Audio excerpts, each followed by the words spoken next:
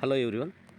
I am going to present before you session 2 of unit 1 of Financial Accounting 3 of Mangalore University is meant for third semester BCom. In this session, I would like to explain you the important steps involved in admission of a partner. We have discussed in the first session the meaning of partnership. As we know, there are two or more persons who are running a business with an intention of sharing the profits or losses according to the terms specified in the partnership agreement. When there is admission, there will be some series of steps that are being followed in the accounting adjustment.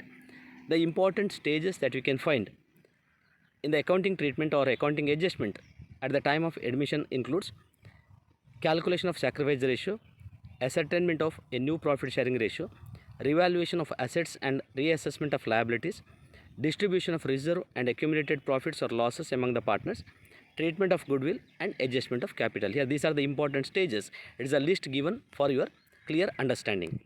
Now let us go through the first step or first stage in the admission of a partner, or the first stage in the accounting adjustment of admission of a partner. The first stage here is preparation of revaluation account or revaluation of assets or reassessment of liabilities. As you know, after admission, whatever may be the value of assets or liabilities, value that we specify in the balance sheet, for that all the partners will be liable, in the sense including the new partner, all the partners will be liable for or will be sharing the rights on assets and sharing the liability also as shown in the balance sheet. Now if there is any inflation or deflation in the value of assets and liabilities,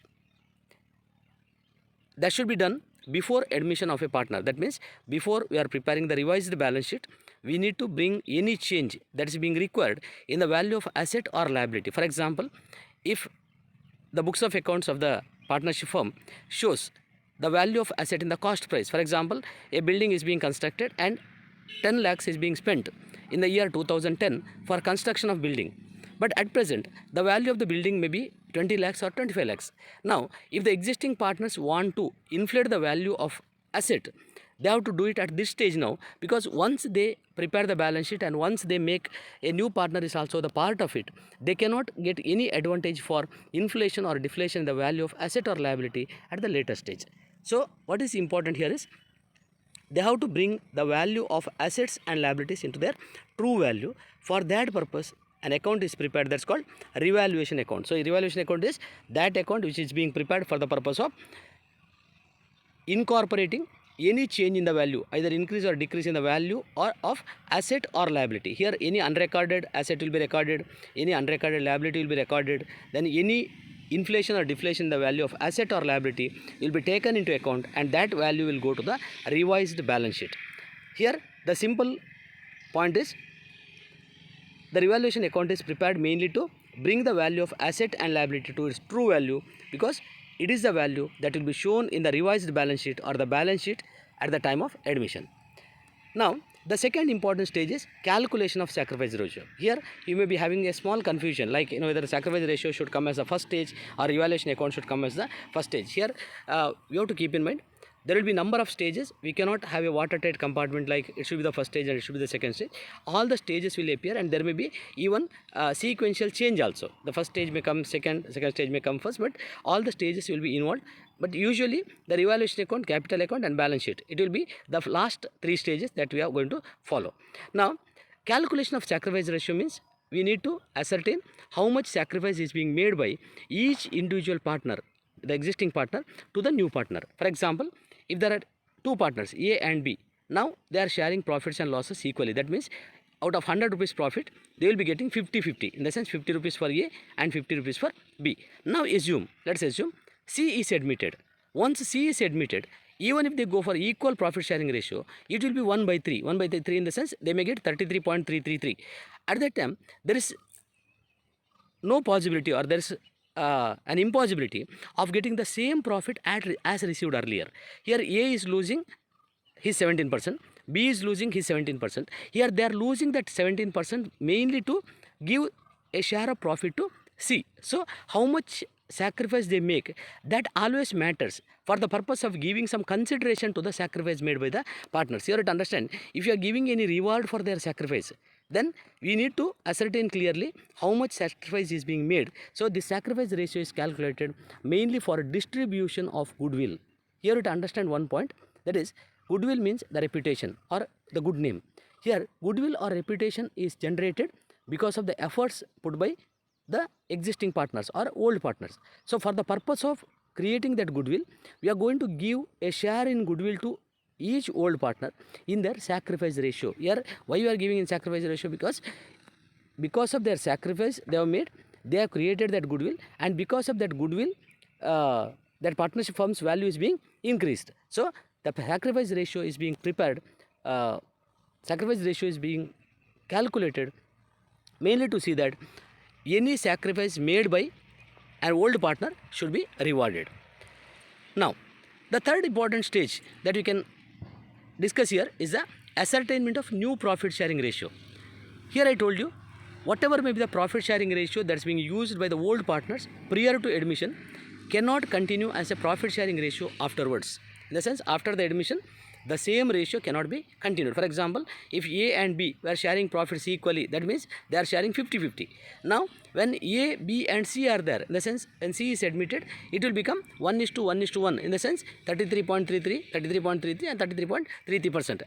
At that time, the new profit sharing will be totally different. So what is the new profit sharing ratio? Your new profit sharing ratio is essential for the purpose of calculating the future profits and losses. For example, if you continue the same ratio, if you give 50 and 50% to A and B, C will not get any profit. So we need to ascertain a new profit sharing ratio for the purpose of calculating the profit sharing ratio of all the partners, in the sense including the new partner, from the date of admission. Here, usually this profit sharing ratio or new profit sharing ratio is the difference between old ratio and the sacrifice ratio. In the sense, if we deduct sacrifice from the old ratio, we will get the new ratio. For example, in the case of A, if we deduct 17% or if we minus 17% from 50, then 33% will be the share of profit that A will get after admission. So here, what is the sacrifice that's being made? That should be deducted from the old ratio, then we will get the new ratio. Now, the fourth important adjustment that we do, or the fourth important step that we follow in the admission of a partner, is treatment of goodwill. Here, treatment of goodwill means what is the goodwill and how the goodwill should be calculated, and what the method we have to follow for distribution of goodwill. Here, all these things, that will be discussed in detail in session C. So, session 3. So, I will not take up a detailed discussion here, but simply I will tell you, we need to calculate the total goodwill. Either we may go for raising the goodwill, or we may ask the new partner to bring goodwill in cash, or we may have that goodwill in the balance sheet at the end, or we may distribute it among the old partners. But that goodwill treatment should be done. It is also one of the important stage that we can find in admission of a partner. Then preparation of capital accounts. Here, preparation of capital account means we need to prepare the capital accounts for the purpose of identifying the position of each partner as on the date of admission. Here, in the capital account, usually we begin with the opening value, then we go for adding the value of reserves, or adding the value of undistributed profit, or deducting the value of undistributed loss, or any amount that is due from the partner that should be deducted, any amount for which the partner is eligible that should be added, and if there is any share in the goodwill, that should be given to the individual partner, and if they are supposed to bring anything for capital, that should be provided in the capital account, and finally we get the capital value that will go to the balance sheet, that will go to the new balance sheet. So capital account is prepared for the purpose of ascertaining the position of individual partners in the partnership firm, and whatever may be the closing balance we get in the capital account, that will be carried forward to the revised balance sheet or new balance sheet.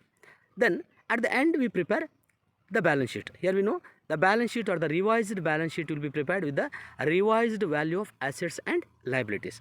Here, revised balance sheet means the balance sheet we prepare by taking into consideration the revised value of assets and liabilities as shown in the revaluation account, because in revaluation account there will be an entry for increase in the value of asset or decrease in the value of asset, or recording of unrecorded asset or unrecorded liability. So all the entries, all the adjustments will be done in the revaluation account. All those adjustments will be having second effect, or the second we can say time of entry in the revised balance sheet. So balance sheet will be prepared for the purpose of ascertaining the financial position of the partnership firm as on the date of admission. It will be having the revised value of assets and liabilities, and it will also have the capital balance of individual partners in the partnership firm.